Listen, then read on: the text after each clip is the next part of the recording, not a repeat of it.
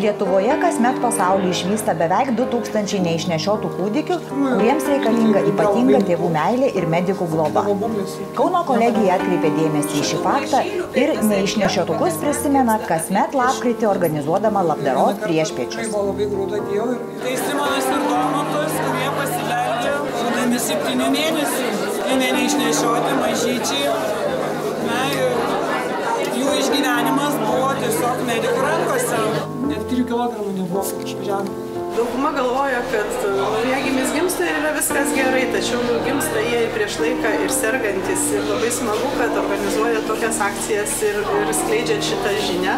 Tokia akcija padeda studentams užaugti geresniais žmonėmis. Jie bus savo srities profesionalai, žinos visus specialybinius dalykus, tačiau dalintis su artimu savo širdies gerumu iš tikrųjų turbūt yra pati pagrindinė žmogaus vertybė.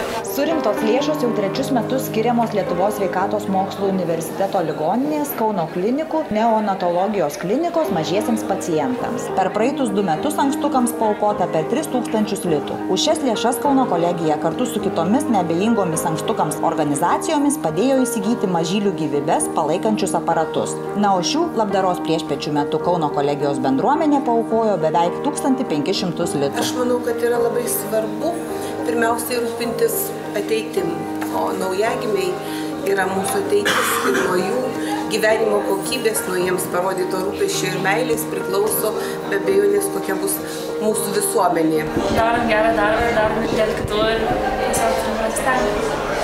Mes visi kartu susirinkom, susiorganizavom, ką darysim, paskirstėm vaidmenim, kas atsakingi už pyragus, kas už sumuštinius, tarkim, ir visi kartu smagiai praleidę laiką, pagaminom šiai akcijai. Tikrai, manau, neblogą stalą.